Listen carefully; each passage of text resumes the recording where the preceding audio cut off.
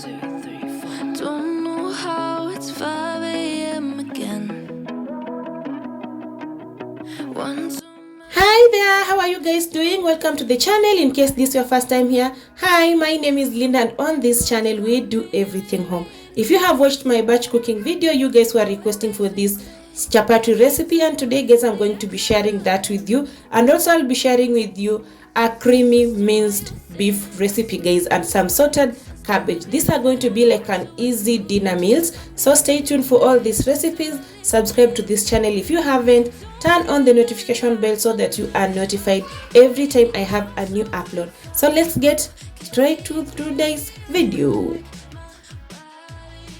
So guys, I'm about to make some chapatis, and usually in this house we just the three of us, 2 adults and 1 child.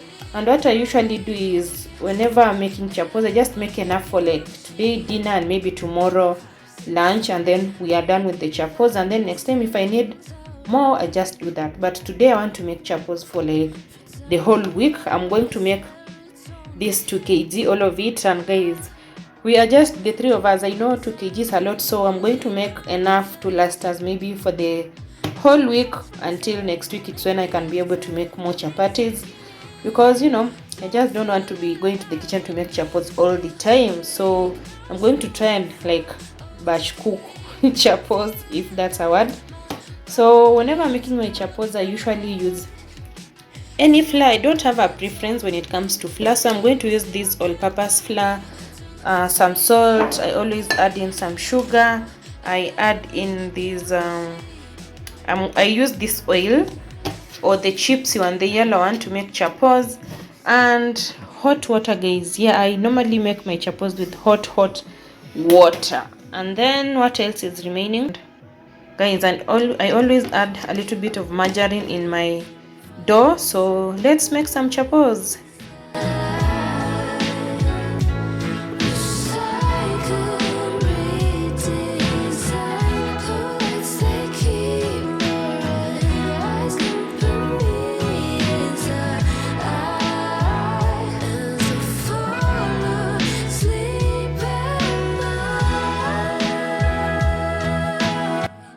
To make my chapati dough guys, I'm going to be using around 3/4 of all this all-purpose flour. This is about a 2 kg. This is actually a 2 kg pack, so I'll be using 3/4 of that. And then I'll add in around 1 tablespoon of salt. Sometimes, you know, you just adjust the salt as you go according to your preference guys, because you don't want too much salt or too little salt. And then in here I'm going also to be adding around 2 tablespoons of sugar. This step guys is optional. You can skip this step if you don't like sugar in your chapos, but personally I prefer adding some sugar in there, and also some margarine. So for the margarine and sugar are optional, but this is what works for me. So you can try it out and let me know how it all goes. So for the 2 steps, for the sugar and also for the margarine, you can skip if you don't like those in your chapos, but for the rest of the stuff you can add. So in here I'm also going to be adding this cooking oil, and guys, I grew up seeing my mom using either this tilly cooking oil or the chipsy cooking oil. So if you're in Kenya, you know those kind of oils, they come in solid form, they are not in liquid form. So this is what I saw my mom, you know, using to cook chapos while we were still like, you know, little small girls. And right now I'm also using them as my favorite, like, you know, oils for my chapati. So I'm going to add in this and then just mix. I will mix this until, you know, the flour is like in crumbled form before I start adding in my water. Thinking of the words, I was scared of this. Not to mention you, I'm gonna miss. Yeah, I know you're scared to settle down. A broken past has let you down. Take your time and you will see that if it's true love, you'll come back to me. Come back to me. I need you back, baby. Yeah, come back to me. Ooh, come back to me.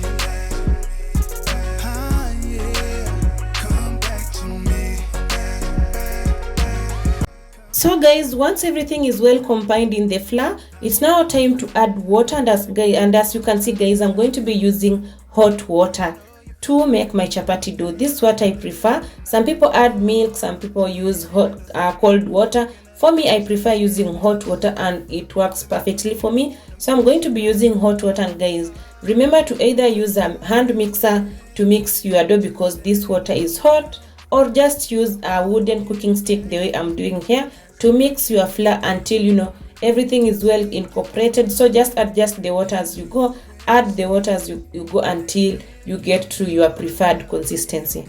Back to me. I know you'll be with me.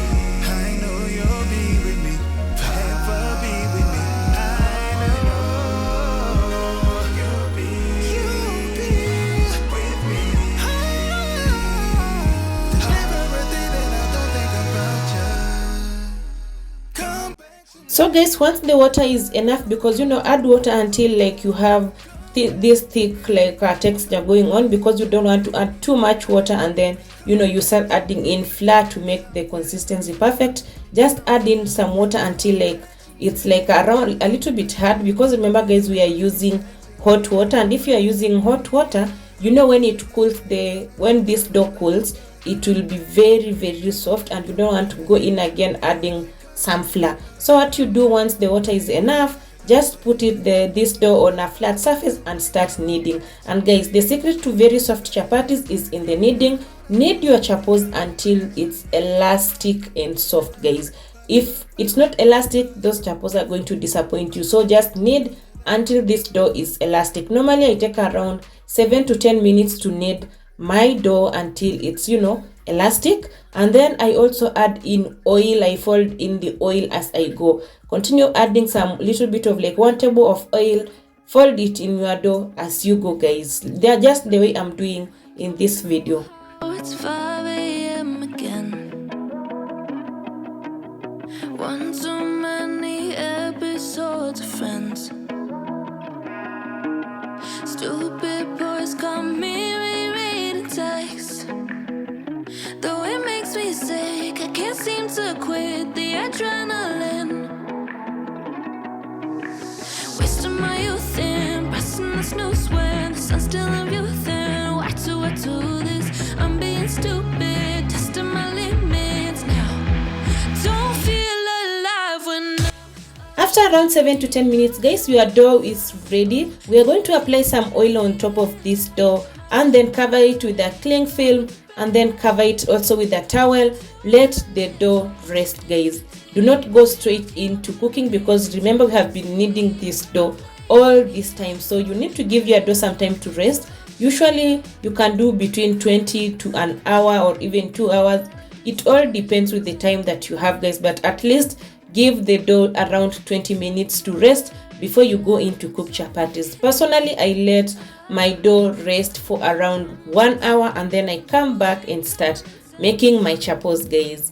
And guys, an hour later, my chapos have been resting, or my dough has been resting. So I'm going to divide this dough into two and then start like rolling the dough out to make some layers. my body's about to break. Too melatonin deep, still can't put me to sleep. I'm laying here forever, count sheep. I'm counting sheep, pressing memories that wish I could redesign.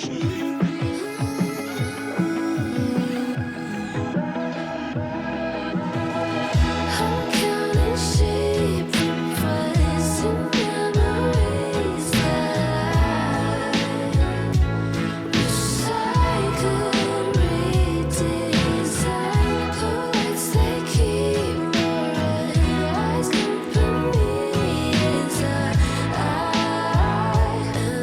fall asleep at night.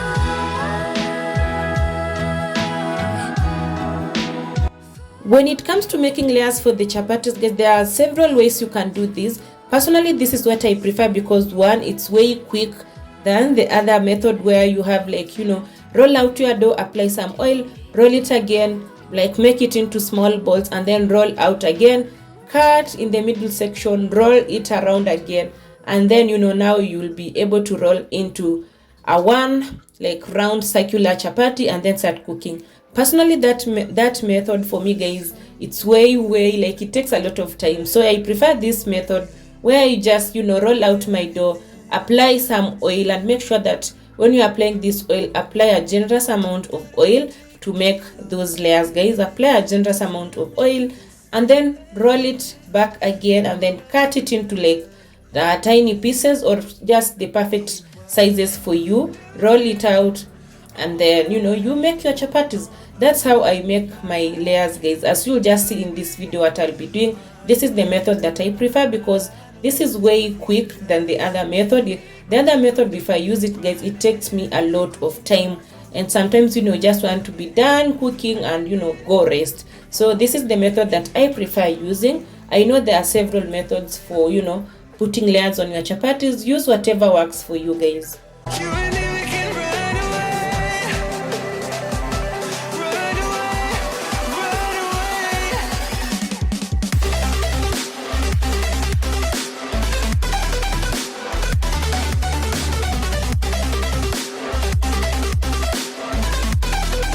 You and me, we can run away. Once I cut my dough, guys, into my preferred sizes, now it's time to just go back and shape all this dough into like a circular pieces. I do this for the rest of the pieces, and then cover them again. You can let them rest again if you like. If you don't have time, just go straight to cooking, because remember we already let this dough rest for an hour. So if you have time, you can cover, let it rest. If you don't have time, just go straight to cooking the way I'm going to do here. I'm going now to roll out my chapatis into a circular, like a flat circular chapo, and then start cooking, guys. It's this simple for me to make chapos. It doesn't take a lot of time. Once I let my dough rest, I can go in and start making my chapos, and you will see the end product. The chapos will have layers. The chapos will be very soft.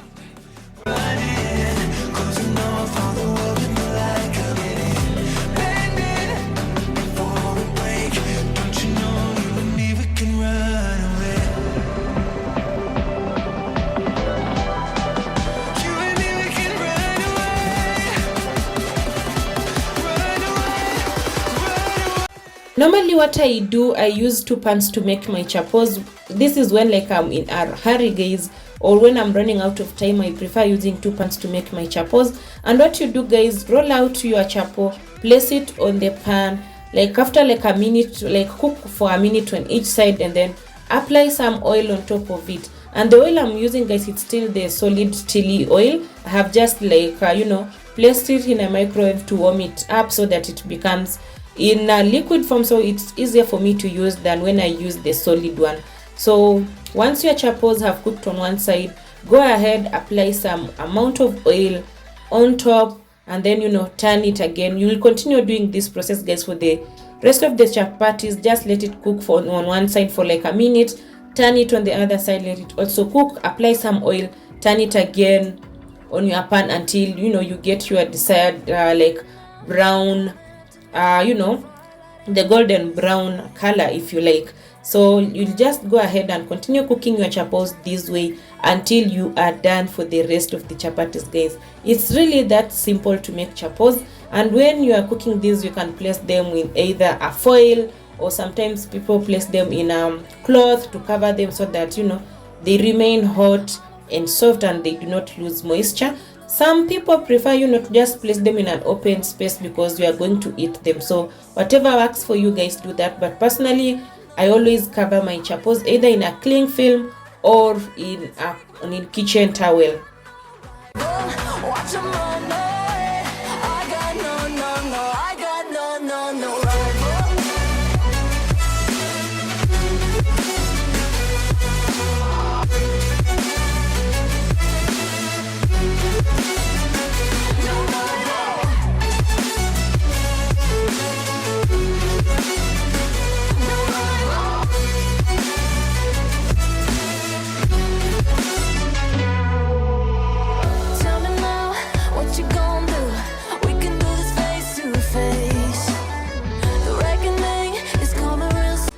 This golden brown, guys, is the color that you want to go for your chapatis.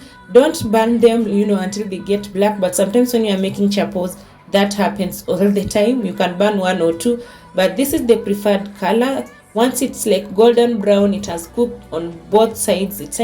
It's now time to remove it from the pans and continue like cooking the rest of the chapatis, guys.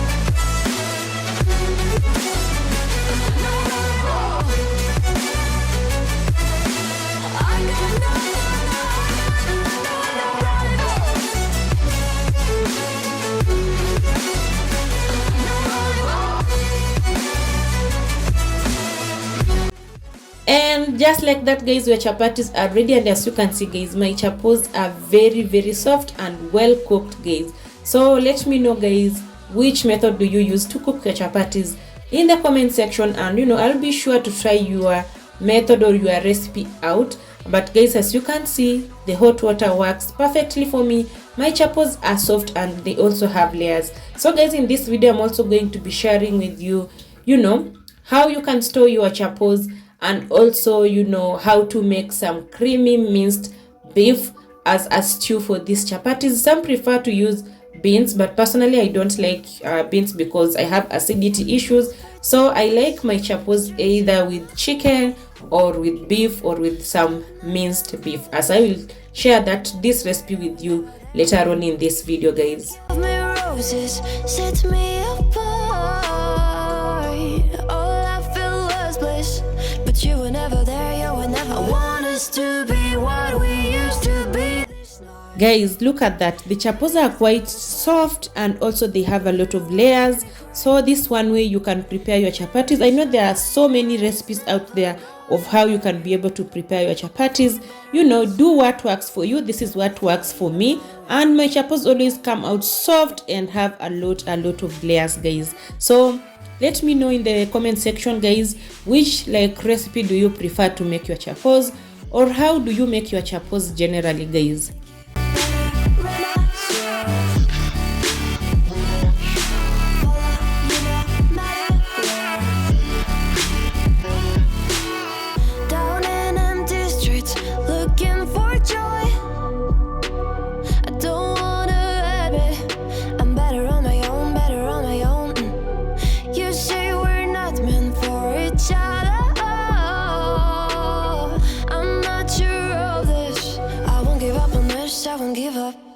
Cause I don't wanna behave like the wanna flee, like the wanna leave. I never surrender, but ever remember my lover. Did you give up on me? Have you never learned a lesson?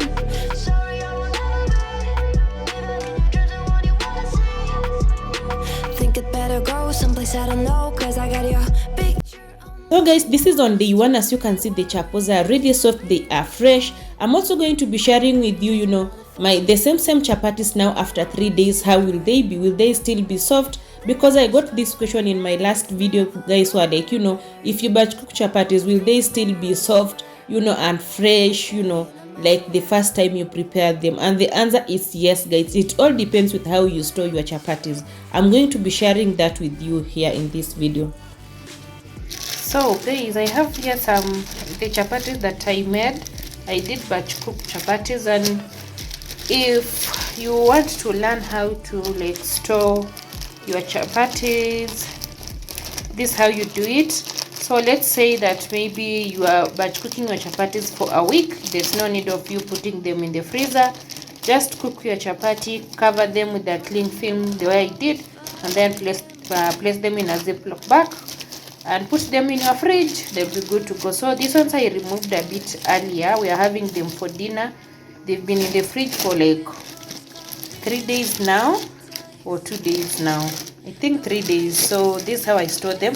But if I was going to store them in the freezer, I would have wrapped them in a baking sheet or baking paper, and then added a foil, and then place it in a Ziploc bag like this, and then just place them in the freezer. That's how I do freeze my chapatis. If they are going to like take me for more than a week, I freeze them, but if they're not going to take more than a week, this is how I store them in the fridge. And as you can see, I removed them a bit earlier. They are now okay. I'm just going to warm them and we will eat these for dinner.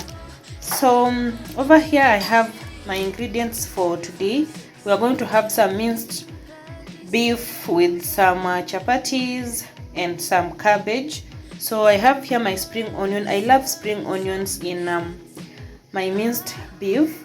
Over here I have some coriander stems, and then I have some this is the coriander leaves, and then some tomatoes here. So this is what we are going to use to make our minced beef. I'm going to show you how I normally make mine.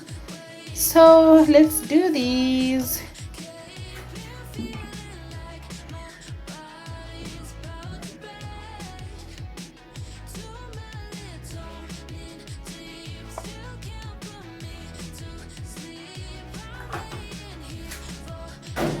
So guys, I have my pre-boiled minced meat here.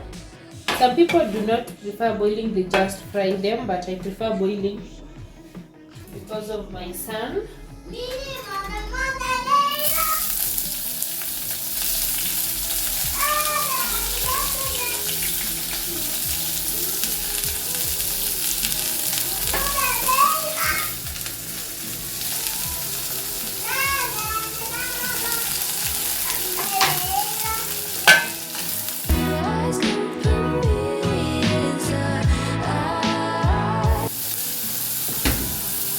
I'm going to add in my blended ginger. This is ginger paste and this is garlic paste. Because our green onion, guys, cooks very fast, you have to be careful not to burn it. It's a spring onion actually.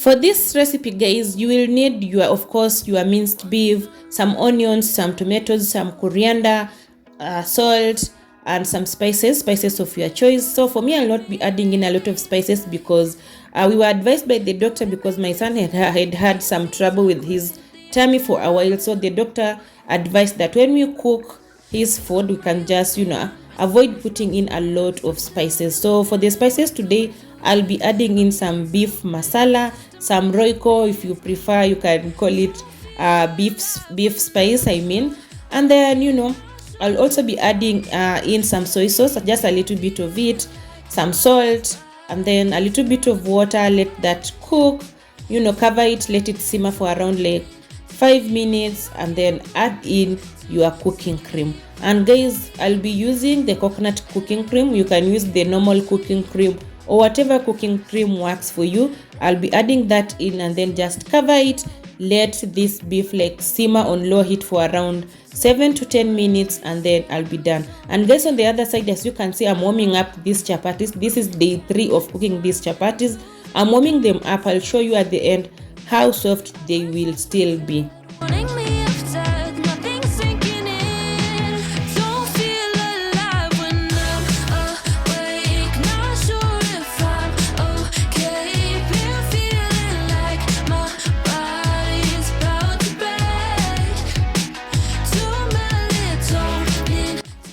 Once you add in your cream, mix it up and then cover.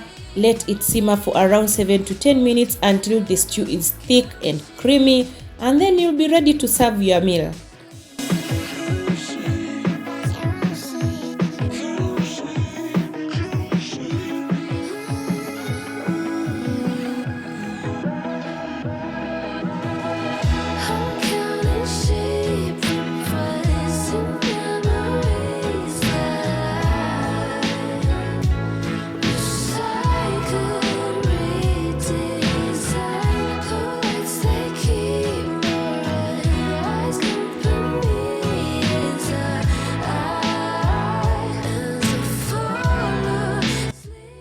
guys, and that's how you make your creamy minced beef. Like guys, this was so yummy. We ate this, like we did finish all of this on this day one. We are not even ashamed to say that. And guys, look at that, the stew, it's very thick. And we are also going to eat this, I mean, with the same chapos that we had prepared like 3 days ago.